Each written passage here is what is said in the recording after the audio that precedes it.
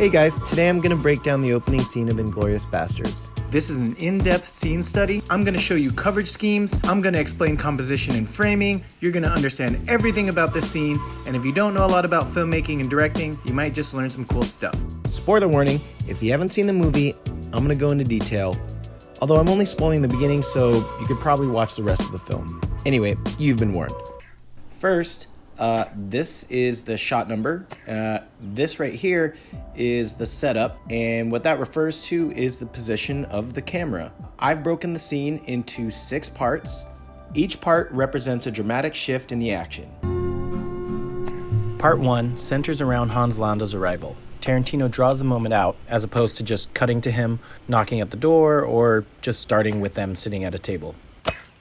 Our second setup is a low-angle shot of La Petite chopping wood. If we examine this frame more closely, it's interesting to note the contents of the frame, because there's meaning that ties into what's going to happen. We have La Petite and his home in the background. I think chopping wood represents an aspect of domestic life. It tells us that La Petite is hardworking. It also tells us that he's a strong man who could probably defend himself. You know, as opposed to starting with him milking a cow, as a dairy farmer might do. Our third shot is his daughter with a clothing line, showing us another domestic duty.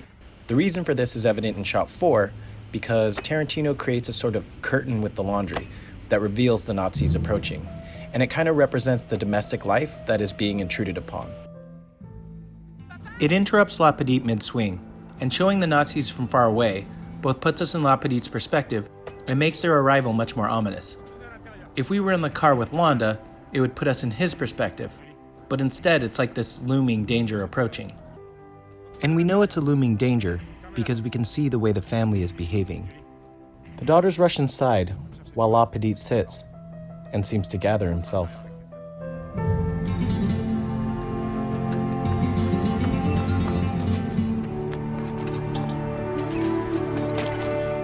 This is the first close-up of La Petite's face. We still don't know what's happening, but he doesn't look happy.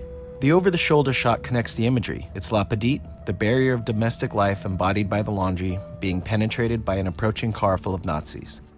He does a great job of establishing the geography of the scene, showing us the house, the stump, the clothing line, the water pump, and La Petite, with only a few basic camera positions. And look at the symbolic potential of the objects in the composition. It's a man and his home with a buried hatchet. And at this point, we have spent roughly 3.5 minutes watching Landa approach from La Petite's perspective, and the effect is building tension.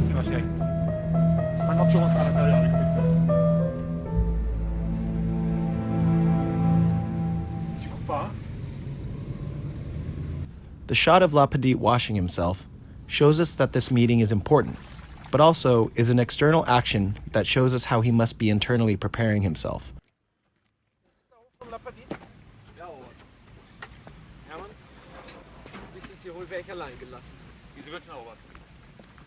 This is the first time the camera moves beyond panning. If we watched him approach from La Petite's perspective, he would look small. We could have done a follow shot, which would keep him mysterious by not showing his face, but once again, it would put us in his shoes. I think the point of moving with him from the side shows us the laundry and the axe, and it kind of puts Landa in control, because the camera hasn't moved yet. The contrast of movement makes him stand out and makes him important. De vous rencontrer, Monsieur La Petite. Je suis le colonel SS Hans Landa. Que puis-je faire pour vous? J'espérais que vous m'inviteriez à entrer chez vous afin... Tarantino has taken his time to make us feel Landa's approach and his presence without really showing us him. Part 2 centers around Landa exchanging polite social graces. He is almost uncomfortably polite, and I think the purpose is both to build tension by showing us how the family reacts, but also to show us how well Landa speaks French and how duplicitous he is. The first setup is behind La Petite's daughters. This gives us their perspective, but they're in the foreground, reminding us that they are what Landa is looking at and the focus of this part of the scene. The camera trucks to the left with Landa's movement. Notice the final framing. Landa is in between La Petite and his daughters to add to the nervous tension of the moment. Not to mention the window in the background frames the Nazis waiting outside, as a reminder of the dangerous threat awaiting them should this encounter go wrong. Which reminds me of Citizen Kane, where Orson Welles used a window to frame little Kane in the background as his parents discussed him. In both cases, the window frame in the background of the discussion reminds us what is at stake. Mademoiselle, à votre service. Les rumeurs qui circulent dans le village au sujet de votre famille sont tout à fait fondées. Monsieur Lapadite, vos filles sont toutes plus jolies les unes que les autres. Merci. Je vous en prie. Asseyez-vous.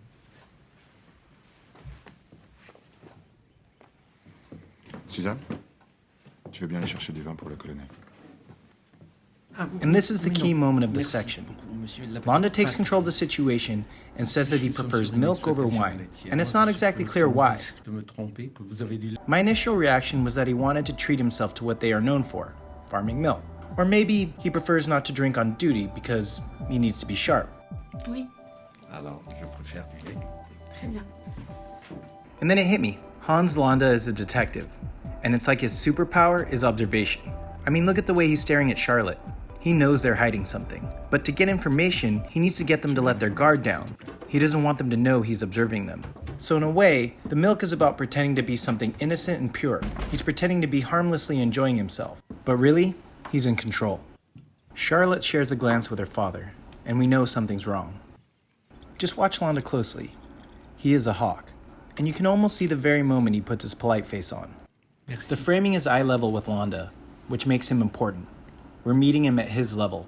If we saw him from Lapadite's perspective, we would be looking down on him, and he would look smaller and weaker. But here, he dominates the frame. He also dominates the scene by chugging the milk entirely. It's definitely a power move. Monsieur, à votre famille et à vos vaches, je dis bravo. Merci. Je vous en prie, venez me rejoindre à votre table. Très bien. The camera reframes them at almost even positions. They are equals. Monsieur Lapadite, vu ce dont nous avons à discuter, il serait préférable de discuter en privé. And the scene is about to take another dramatic shift as he asks to speak in private. Si cela ne les offense pas, auriez-vous l'obligeance de demander à vos charmantes dames de sortir? Vous avez raison. Charlotte, tu veux bien emmener tes sœurs dehors? Le colonel et moi, on a 2-3 mots à se dire.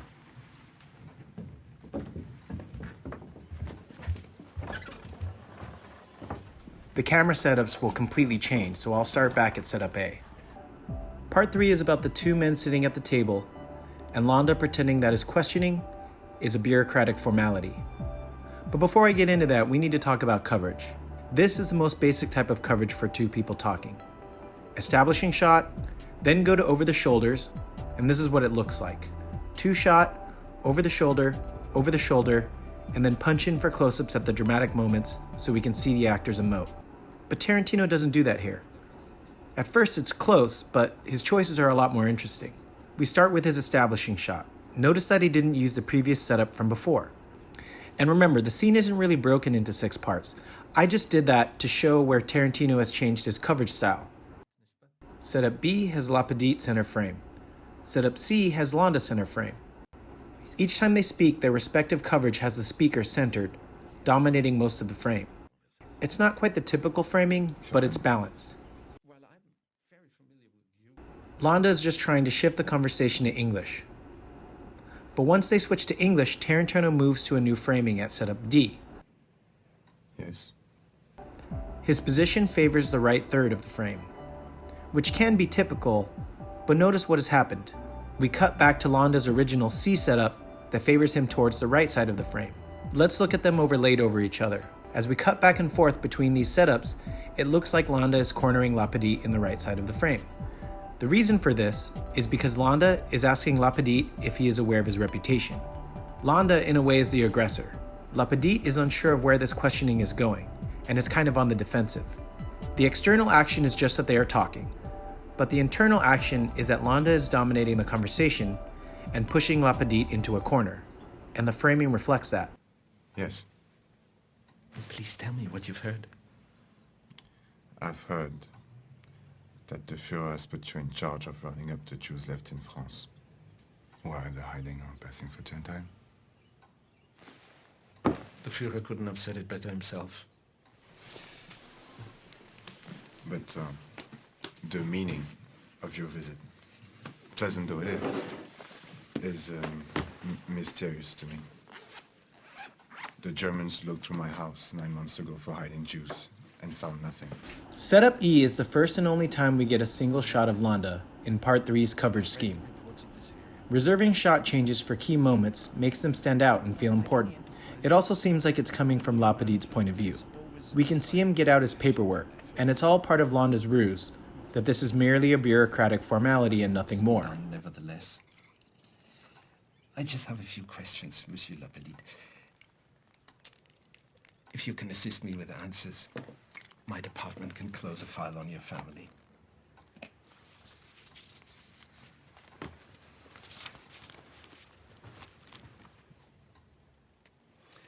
Now, before the occupation, there were 4 Jewish families in this area, all dairy farmers like yourself. Dolarac, Roland, the Lavitte, and the Dreyfuses. Is that correct? At this moment, we go back to setup B from earlier, but because of the dramatic shift in what's happening, I'm going to go ahead and call it setup F. If we follow the same framing ideas as before, this time La Petite is the aggressor, answering Londa's questions confidently, pushing Londa into the left corner. To my knowledge, those were the Jewish families among the dairy farmers. Nicolas, would it disturb you if I smoked my pipe? Oh, please, Monsieur Lapedite, this is your house. Make yourself comfortable. Now, according to these papers, all the Jewish families in this area have been accounted for, except the Dreyfuses. Somewhere in the last year, it would appear they've vanished, which leads me to the conclusion that they've either made good their escape or someone is very successfully hiding them. What have you heard about the Dreyfuses, Monsieur Lapedite? Only rumors. I love rumors. Facts can be so misleading. Were rumors true or false are often revealing. So, Monsieur Lapedite, what rumors have you heard regarding the Dreyfuses? Setup G is La Petite's first single shot in this part of the conversation. And notice that his framing favors him on the left third of the frame, encroaching on Londa's compositional territory. This is probably because he just made himself comfortable and got his pipe out for smoking. And also because he is about to bold-face lie to Londa. Again, this is just a rumor, but we heard the Dreyfuses had made their way into Spain. Notice that he doesn't look nervous here. Londa doesn't seem to know anything. He's been searched before. He might be feeling like he's going to make it out of this okay. We get a close-up of La Petite lighting his pipe. And this is where things are going to take the largest dramatic shift of the entire scene. So the rumors you've heard have been of escape? Oui. Yes. Having never met the Dreyfuses, would you confirm for me the exact members of the household and their names? Part 4 is all about shifting the action line. And it's where both figuratively and literally the tables turn on La Petite. What is shifting the action line? Well, when you film 2 characters talking, there is an imaginary line we call the line of action, or the axis line. All the camera's action is supposed to stay on one side or the other. This also is referred to as the 180-degree rule. If the camera jumps this line, it can be confusing or disorienting to the audience. We might not know who's talking to who, or we can get confused about the geography of the room.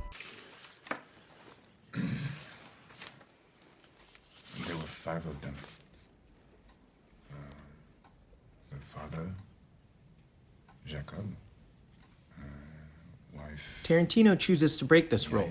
In this case, we rotate around the table and it represents a dramatic change in point of view. Bob.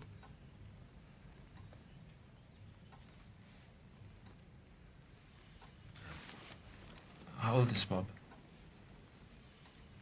30, 31. Continue. And the children, Amos and Shoshana. Ages of the children? Londa shifts gears and stops pretending to be the polite bureaucrat who likes to drink milk and becomes the true danger that he is.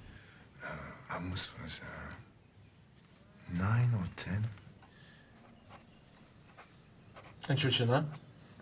A profile shot is often used when a character is hiding something, because we can't see their eyes. And this move reveals to the audience that La Petite has been lying, They probably had to build a set just for this move, but doing it in one shot as opposed to using a cut gives us a better sense of the geography and shows us that they're directly underneath him. Well, I guess that should do it. A cut might have been a little more disorienting, but also, the move makes this moment more dramatic. However, before I go, could I have another glass of your delicious milk? Well, of course.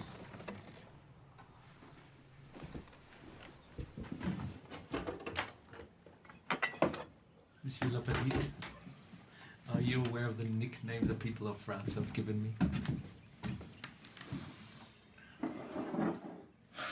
I have no interest in such things. But you're aware of what they call me. I'm aware. Part 5 is where Londa talks about the difference between a hawk and a rat, and we stay on the side of the action where the tables have turned because Londa is no longer here pretending that he isn't here to hunt down the Dreyfus family. The reason this section stands out and gets its own part is that the framing is mostly matching between the two, and the two-shot has them at opposite ends of the frame, suggesting the distance between them, because Lapadite doesn't yet know what Londa does.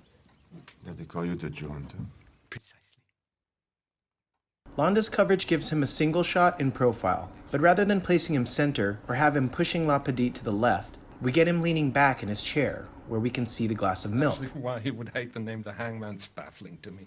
It would appear he's done everything in his power to earn it. But I, on the other hand, love my unofficial title, precisely because I've earned it. Lapadite gets his own profile shot, favoring his side of the screen. Effective hunter of the Jews is, as opposed to most German soldiers, I can think like a Jew, where they can only think like a German. More precisely, German soldier.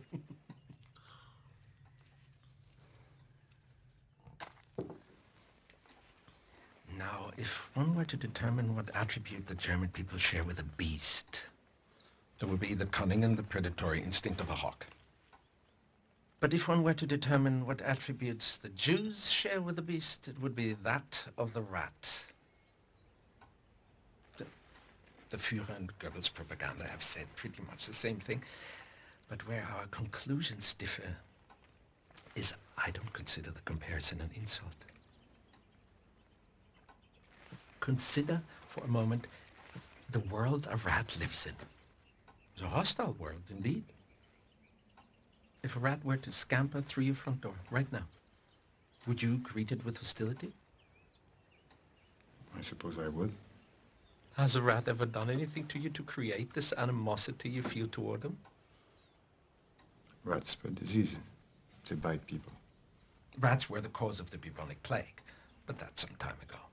I propose to you any disease a rat could spread, a squirrel could equally carry. Would you agree? Right. Yet I assume you don't share the same animosity with squirrels that you do with rats, do you? No.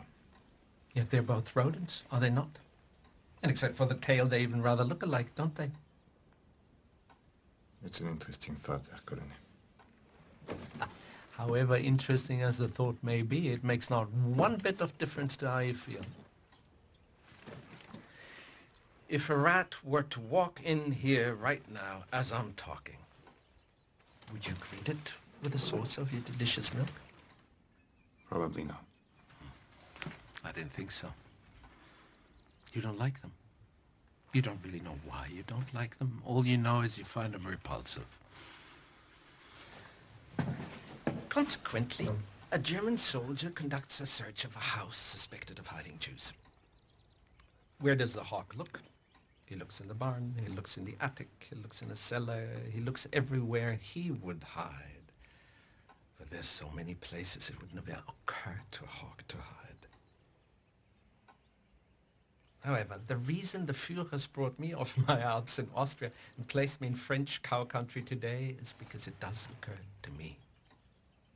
Because I'm aware what tremendous feats human beings are capable of once they abandon dignity. Londa politely asks to smoke his pipe. May I smoke my pipe as well?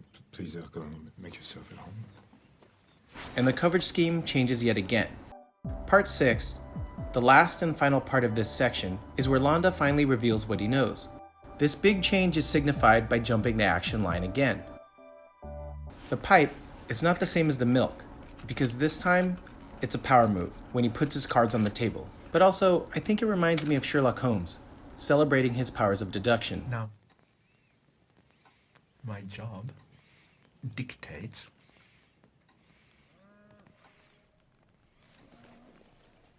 that I must have my men enter your home and conduct a thorough search before I can officially cross your family's name off my list. And if there are any irregularities to be found, rest assured they will be. That is unless you have something to tell me that makes the conducting of a search unnecessary. And Tarantino has reserved the close-ups for this moment. I might add also that any information that makes the performance of my duty easier will not be met with punishment. Actually, quite the contrary. It will be met with reward. And that reward will be your family will cease to be harassed in any way by the German military during the rest of our occupation of your country. Look at the hidden horror on La Petite's face as Londa offers him a deal. And you better believe the hawk can see it. You're sheltering enemies of the state, are you not?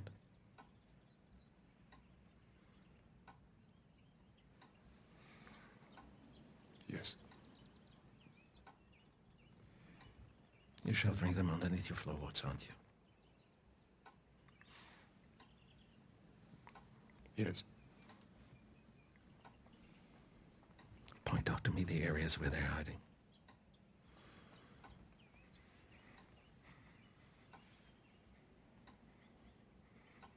We jump the action line again, so we can see the other side of the house, and also so Londa can go back to pretending that nothing is wrong.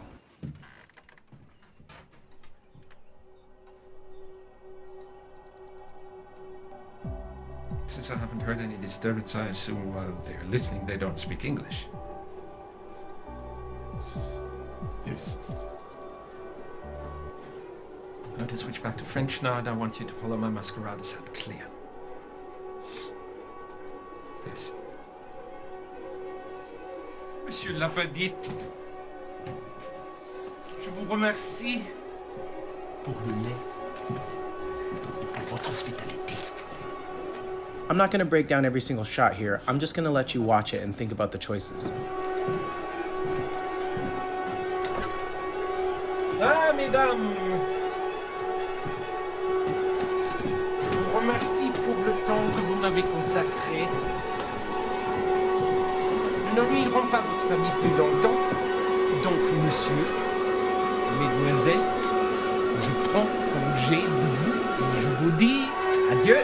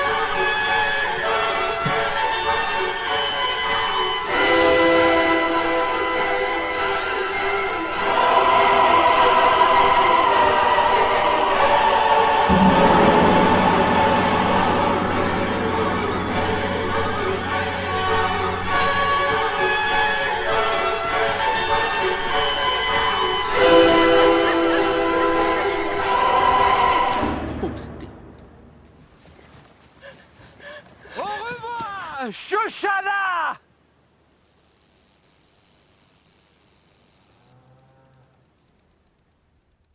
Okay, so at the very end of the scene, Londa calls out Shoshana's name. Au revoir, Shoshana! How did he know? Well, he probably could guess from her age which one of the Dreyfus family she was. Someone may have also already given up information about the family. He says, All the Jewish families in this area have been accounted for, except the Dreyfuses. They could have also told him that the Dreyfus family was close to the La Petite family, which is probably why he was at the house to begin with.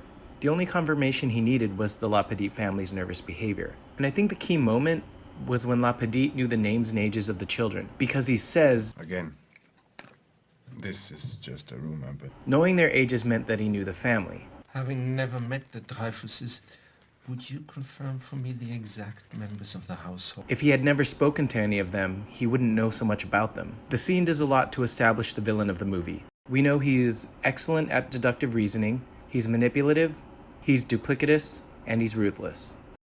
Let's do a quick recap. The scene has 6 parts. In the first section, Tarantino sets up the location and its geography by showing us La Petite and his home, the approaching danger, the family running around preparing, and La Petite waiting.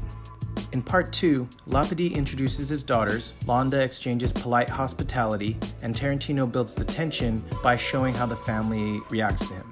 In part 3, they sit at the table, and he uses framing to show a kind of cat and mouse game as Londa and La Petite push each other onto different sides of the frame. In part 4, he flips the action line and reveals that the family is hiding under the table. In part 5, Londa tells the hawk and rat story, and Tarantino uses edge-to-edge framing to show us their distance. In the last section, Londa gets his pipe out and reveals that he knows that they are hiding under the table. He also tells La Petite that cooperation will spare his life. And then it's pretty much a bloodbath. And we walk away knowing what kind of man Londa is. I think we end up with a total of 133 shots. He uses an average of 8 setups per section for a total of 47 setups to tell this scene. Thanks so much for watching. I know this was a long one. They won't all be like this. I just love the scene. It's a true masterclass in how to use coverage to narrate the dramatic shifts in your scene. Please like and subscribe to support me. You can follow me on social media at Emotion Designer. You can also watch my other video on cinema language. Till next time, I'm Emotion Designer.